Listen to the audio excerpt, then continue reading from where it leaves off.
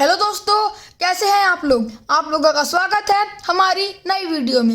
ये video ratio का part 4 है और इससे पहले मैं रेशियो का पार्ट 1, पार्ट 2 और पार्ट 3 भी बना चुका हूँ। तो चलिए बिना टाइम वेस्ट किए हम लोग चलते हैं अपनी वीडियो की तरफ। इस वीडियो में हम लोग रेशियो से रिलेटेड कुछ डिवीजन क्वेश्चंस को जानेंगे और उन्हें सॉल्व करने का तरीका भी समझेंगे। तो चलिए हमारे पहले क्वेश्चन की तरफ। ये रहा हमारा पहला question. ₹120 is to be divided between A and B in the ratio 5:3. How much does each get? 120 रुपए हैं जो A और B के बीच में बांटना है हमें। ठीक है, 120 रुपए को हमें A और B के बीच में बांटना है। अब हमें नॉर्मली नहीं बांटना है, हमें बांटना है 5:3 के रेशियो में। ठीक है, 5:3 के रेशियो में हमें बांटना है 120 रुपए को A और B में। इसको करने के लिए हमें सबसे पहले क्या करना होगा, देखिए इसका रूल है। सबसे पहले देखिए हमारे जो दो रेशियोज हैं उनको पहले हम लोगों को ऐड करना होगा। तो यहाँ पे पहला हमारा रेशियो है 5 और दूसरा रेशियो है 3। तो 5 + 3 = 8। अब ये जो 8 आया है इसका आपको क्या करना है मैं आपको बताता हूँ। ठीक है, ये जो 8 आया है इसको आपको लेना है डिनोमिनेटर के फॉर्म में। ठीक है, डिनोमिनेटर के फॉर्म में। अब मैं पहले आपको A का जो हिस्सा है 120 रुपए में जो A का हिस्सा है पहले मैं वो फाइंड करके आपको बताता हूँ। ठीक है, यहाँ पे देखिए ये रहा A का पार्ट। ठीक, अब इसमें 5:3 में A का नंबर कौन सा है, तो A का नंबर है हमारा यहाँ पे ये रहा 5। ठीक है, अब यहाँ पे हम लोग देखिए 5 जो हमारा A का रेशनल एक्सप्रेशन में नंबर है इसे हम लोग लेंगे न्यूमरेटर के फॉर्म में। ये रहा हमारा न्यूमरेटर। और जो हम लोगों ने यहाँ पे एडिशन करके फाइंड किया था उसे हम लोग लेंगे डिनोमिनेटर के फॉर्म में। ठीक है, 5/8 हो जाएगा ये। अब उसके बाद आपको क्या करना है, जो शेयर होगा, ठीक है 120 रुपए को हमें बांटना है तो इंटू करके मतलब मल्टीप्लाई कर देना है हमको सिंपली 120 रुपए को। ठीक है, बाय 1। अब इसे मल्टीप्लाई करने के लिए यहाँ पे आप लोग जानते होंगे कैसे मल्टीप्लाई करते हैं, कॉमन फैक्टर ढूंढ के। 2 4 जा 8, 2 6 जा 12 एंड 0, 2 2 जा 4, 2 3 जा 6 एंड 0, 2 1 जा 2, 2 15 जा 30। अब यहाँ पे 15 आ गई। सो 15 × 5 75।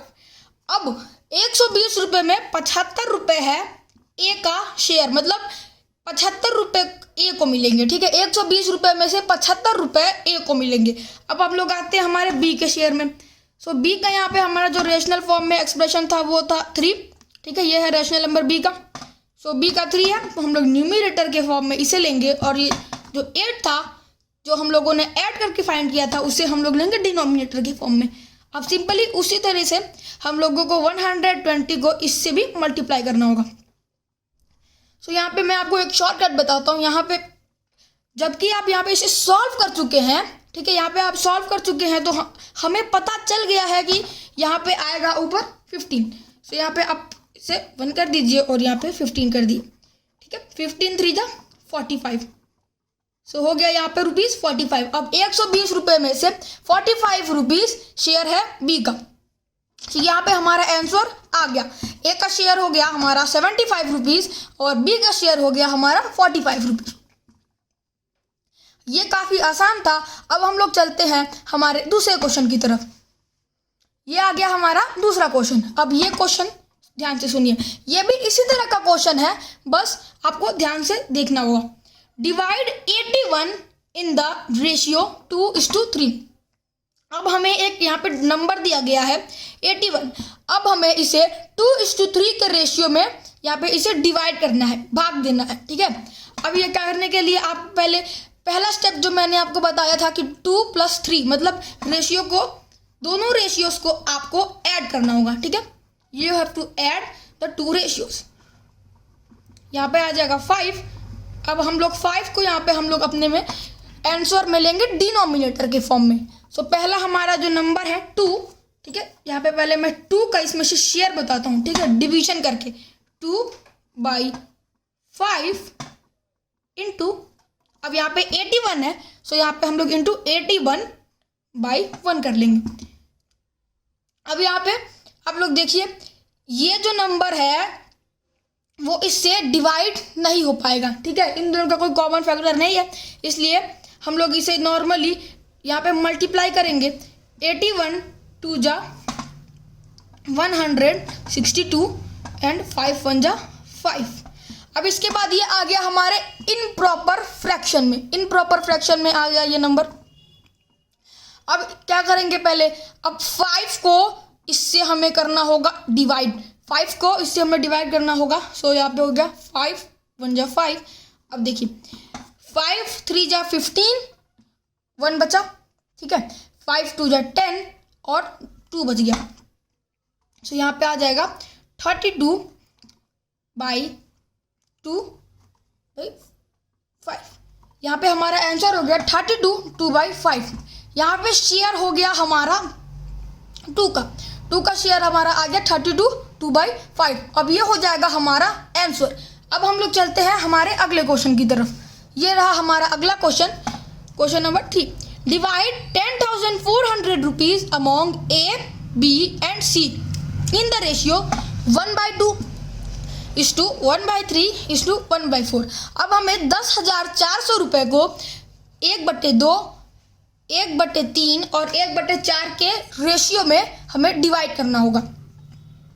अब यहाँ पे आप इसे नॉर्मली भी कर सकते थे, लेकिन देखिए ये रैशनल एक्सप्रेशन में है, लेकिन ये नंबर्स जो है ये हमारे फ्रैक्शन में है। तो सबसे पहले हमें इन्हें रेशियो में कन्वर्ट करना होगा। रेशियो में कन्वर्ट करने के लिए मैं आपको पहले भी ये समझा चुका हूँ कि फ्रैक्शंस को रेशियो में कन्वर्ट करने के लिए आपको क्या करना होता है। तो सबसे पहले आपको इन सारे नंबर्स को यहाँ पे उतार लेना होगा।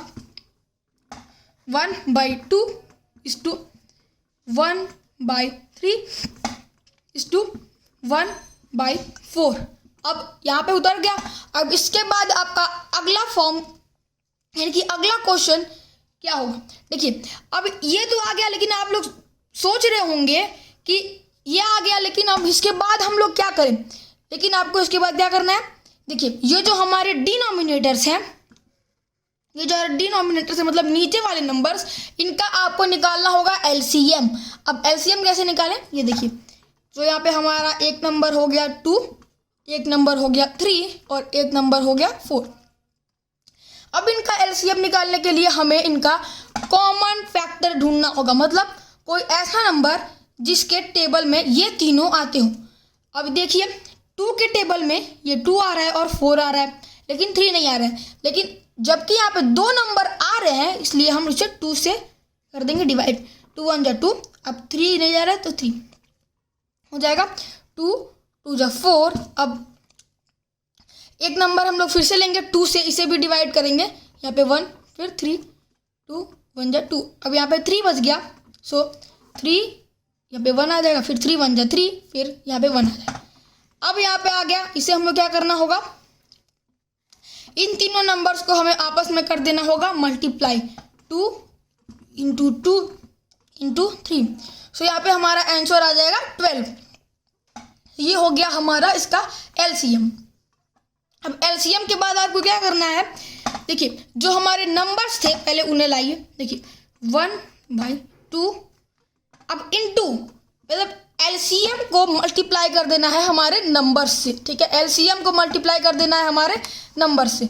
अब ये एलसीएम को मल्टीप्लाई करूँगा मैं, 12 है, सो यहाँ पे हो जाएगा 12/1 = 1/3 × 12/1 = 1/4 × 12/1। अब हमें पहले इसे सॉल्व करना होगा, तभी ये रैशनल एक्सप्रेशन में ये जो हमारे फ्रैक्शंस थे ये आएंगे। तो सॉल्व करते हैं। 2 1 जा 2, 2 6 जा 12, 3 1 जा 3, 3 4 जा 12, 4 1 जा 4, 4 3 जा 12, ठीक है। अब ये आ गया हमारे रैशनल एक्सप्रेशन में। 6 1 जा 6 = 4 1 जा 4 = 3 1 जा 3। अब ये आ गया हमारे रैशनल एक्सप्रेशन में, ठीक है।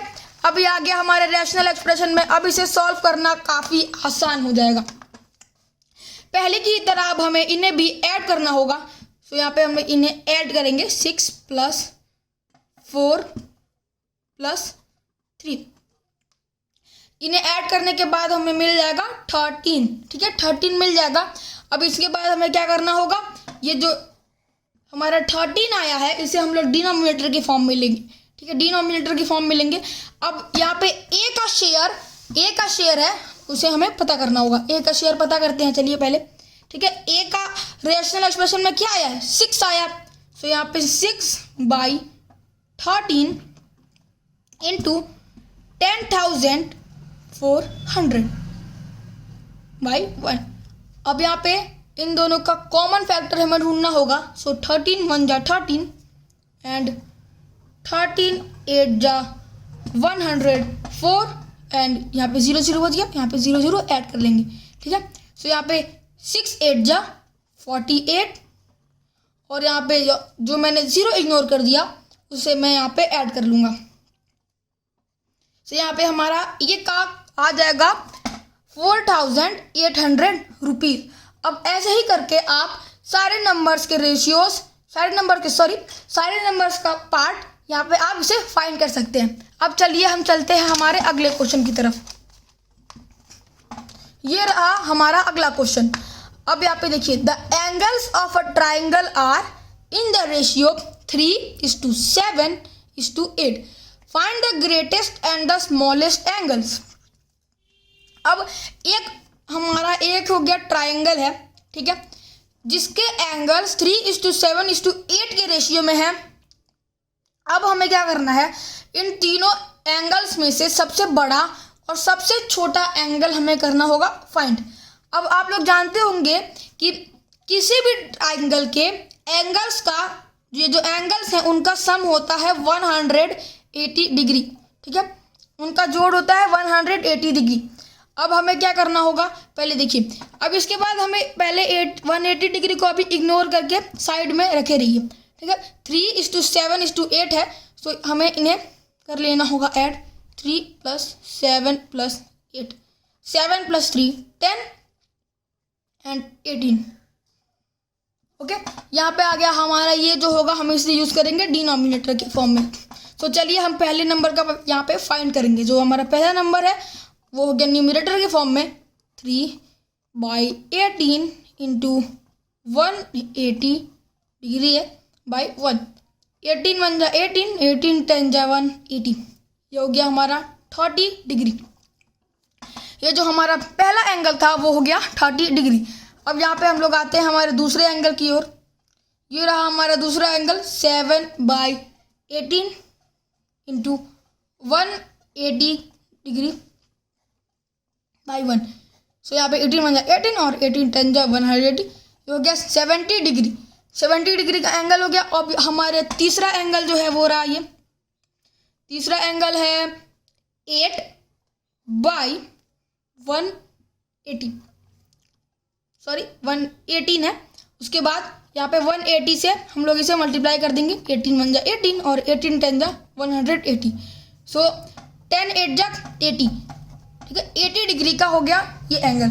अब सबसे छोटा इसमें से कौन है, सबसे छोटा है हमारा 30 डिग्री वाला एंगल, यानी कि 3 फर्स्ट, और सबसे बड़ा हो गया हमारा 80 डिग्री का एंगल। सो ये हो गया हमारा आंसर।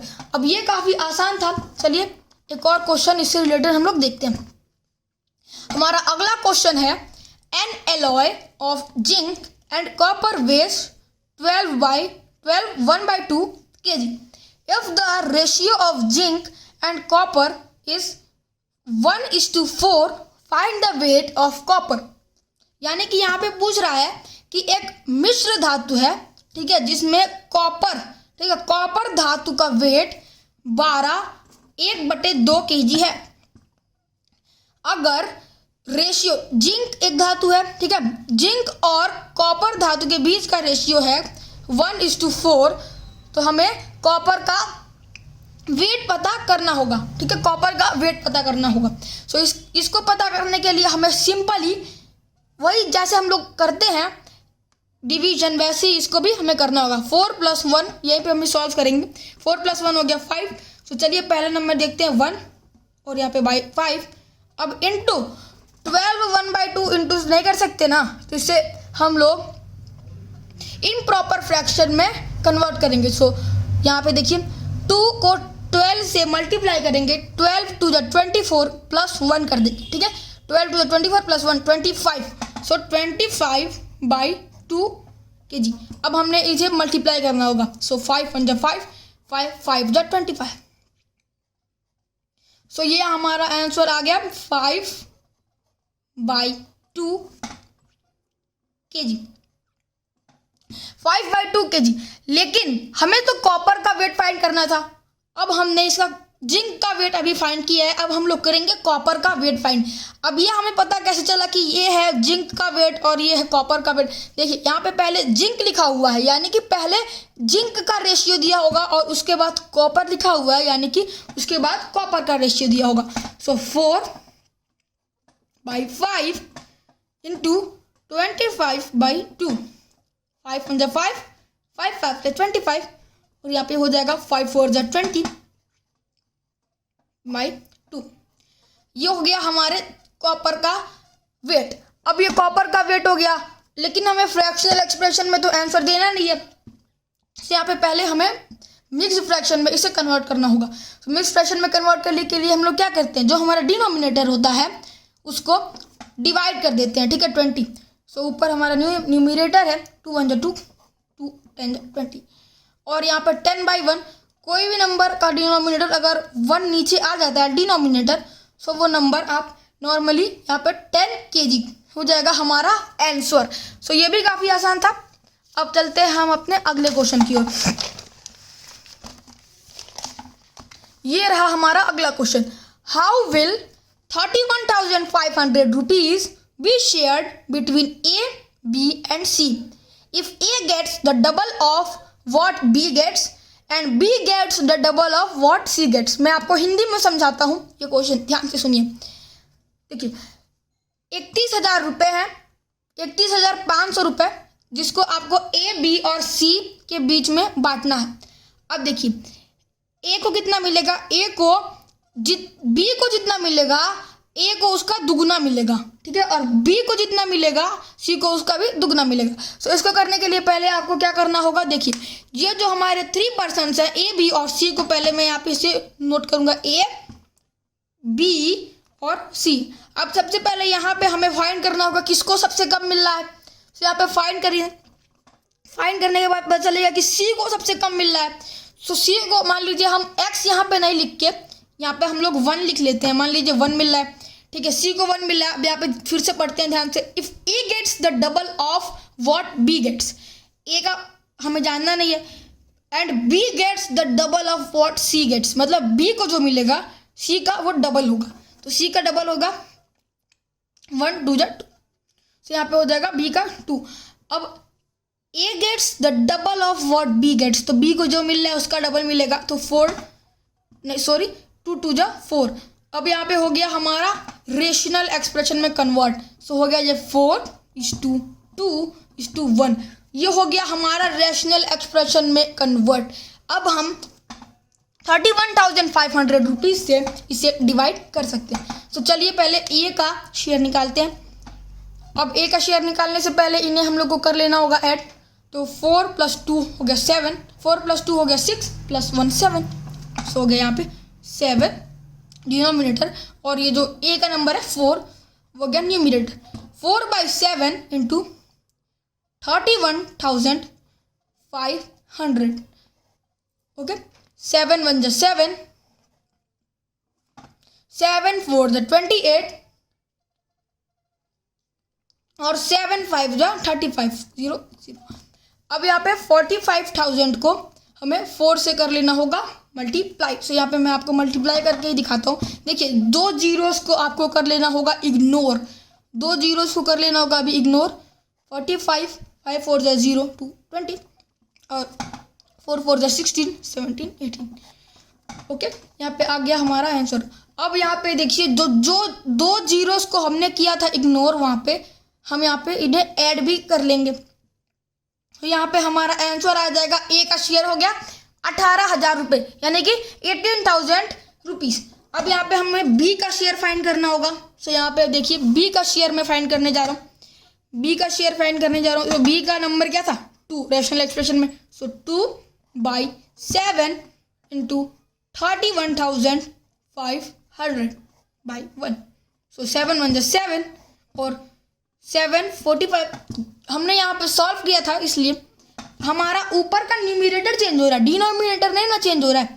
अगर डिनोमिनेटर चेंज होता तो हमें इन्हें बार बार डिवाइड करना पड़ता, लेकिन नहीं चेंज हो रहा है, इसलिए हम यहाँ पे इसे कॉपी कर लेंगे। अब 45 टू द होता है हमारा 90, 45 टू द 90 होता है और 2 जीरो फिर ऐड। ये हो गया हमारे 9,000 रुपीज़ बी का शेयर। अब आते हैं हमारे सी के शेयर की ओर। सो सी का नंबर था 1।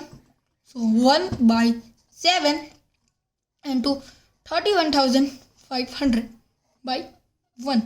सो 7 1 7 एंड 45,000। Okay, 45,000 rupees. इसको मल्टीप्लाई करने के बाद हमें पता चलेगा कि 4,500 आ जाएगा हमारा आंसर। सो हमारा ए का शेयर है 18,000 रुपीज़, बी का शेयर है 90,000 रुपीज़ एंड सी का शेयर है 4,500 रुपीज़। सो दोस्तों आज की वीडियो यहीं ख़त्म होती है। अगर आपको वीडियो पसंद आए तो वीडियो को लाइक कर दीजिएगा, और अगर आपको इससे रिलेटेड कोई भी क्वेश्चन हो तो कमेंट करके ज़रूर पूछ लीजिएगा।